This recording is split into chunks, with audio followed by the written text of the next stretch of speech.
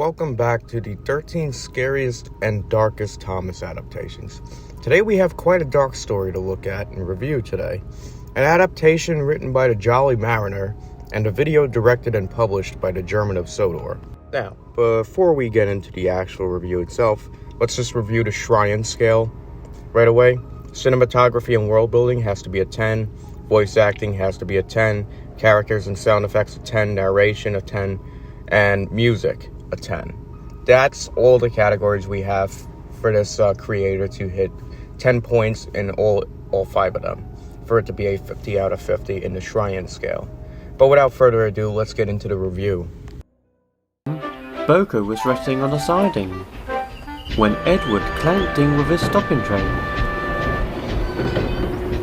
"Are you alright?" he asked. "I'm alright," wheezed Edward. "Something does feel a bit loose, though." "Well, whatever it is, you'll have to go to the work staff at Titan," said his driver. "But what about my evening train?" protested Edward.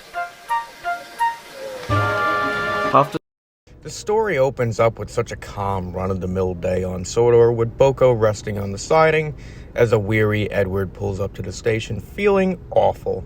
Someone's just not having a good day at work. Feeling that he won't be able to take his evening train, it was decided that Boko will pull it instead. Boko later that night pulls up to the station and notices a large amount of passengers. The station master requests that he find an extra coach, where he does find one in a dark siding, but as he buffers up to it, the air grows cold around him, with the addition of a little girl's laughter being heard. But Boko dismissed this as just the wind.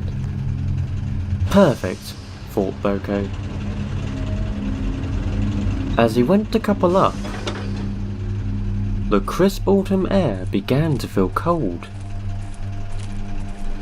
And for a brief moment, he thought he could hear laughter. "Must just be the wind," he said dismissively, and brought the coach to the platform.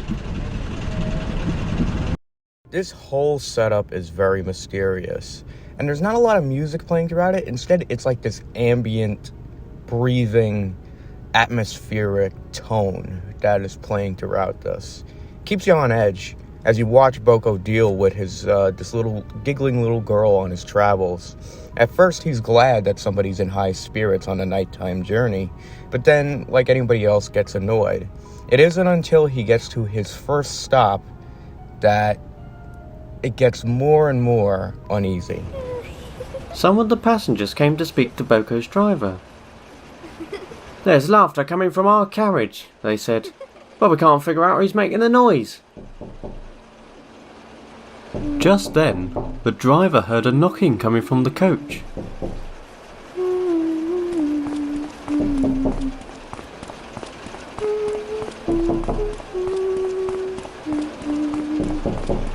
He peered inside to see a little girl wearing old-fashioned clothing, and the doors were locked. Boko's driver pulled and pulled, but the door wouldn't budge.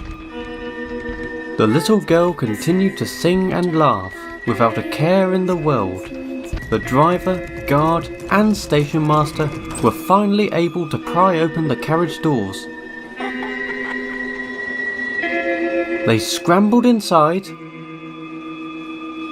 to find that the coach was completely empty. Everyone was very surprised. What a twist!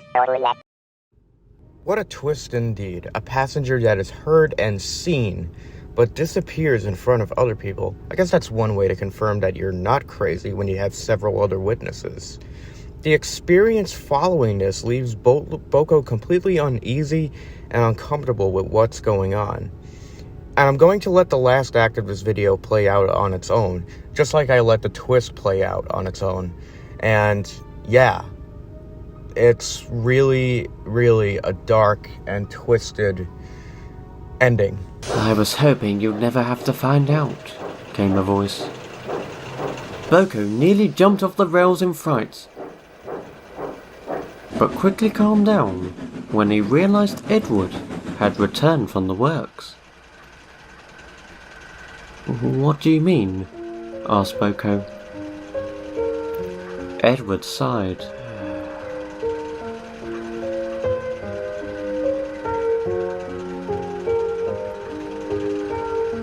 "Many years ago, a little girl boarded one of my evening trains by herself, along with a shady character.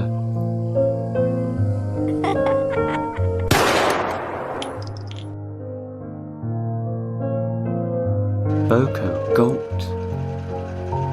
"You mean it wasn't a pretty sight?" replied Edward, a haunted look on his face. "Now, whenever the moon is full, the little girl returns to the carriage, laughing and singing just as happily as she did before her untimely end." He paused. "I just hope she's as happy as she sounds." And as the sound of the girl's laughter echoed from the insides of the coach, Boko could only agree. What a macabre, dark, tragic, and twisted backstory. There are certain spooky elements, such as haunted engines, and other different adaptations and stories, but when it's a little girl, a child who's a victim of murder, it adds so much more edginess, uneasiness, and anxiety to it than ever. And unfortunately, this stuff does happen for real, in the real world. When I first watched this, I couldn't believe that some fans would ever take it as far as something like that. But I guess it's true what they say with fan adaptations: the sky is the limit. Or there is no limit whatsoever. You take as many big-ass steps over the boundary line as you want. And we got a really well-written, tragic, sad, depressing story. And that's really like the golden of it. But how does this story rank in terms of the Shrine scale? Well, let's start with the cinematography and the world building. The setting looks really good and the modeling of the environment is really good here.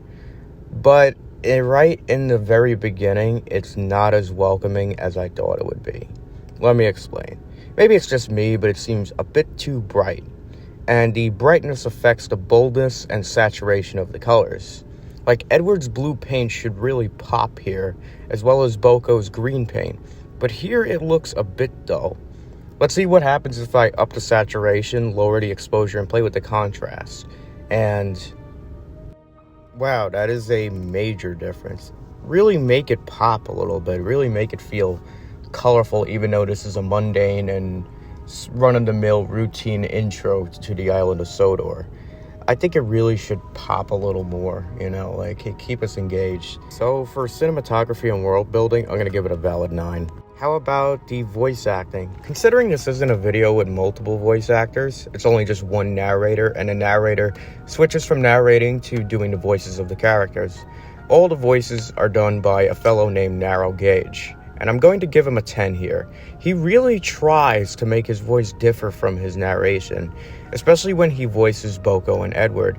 Edward is a bit more lighter and soft-spoken to Boko's more optimistic and mature-sounding voice. When Edward clanked in with his stopping train. "Are you alright?" he asked. "I'm alright," wheezed Edward. "Something does feel a bit loose, though." "Well, whatever it is, you'll have to go to the work staff at Titan," said his driver. "But what about my evening train?" protested. I'm definitely giving him a 10 here for both his narration and voice acting. So that's 2 10s, 20 points. The sound effects are basically flawless here. I always try to listen and see if maybe the engine's own noises are a bit off, and I really couldn't find any mistakes. The creepy and eerie singing of the little girl is more fleshed out with variety. Soon, even Boko began to get tired of it. Oh, I do wish that child would keep quiet, he grumbled. And on top of that, let me add this to the mix. The music, which is a totally separate grading point. I'm going to give it a 10 and the sound effects a 10. The music cues are really good and they sound grandiose like a full orchestra. But mainly throughout the entire episode, it's ambience and an atmospheric sound to it. Boko set off down the branch line.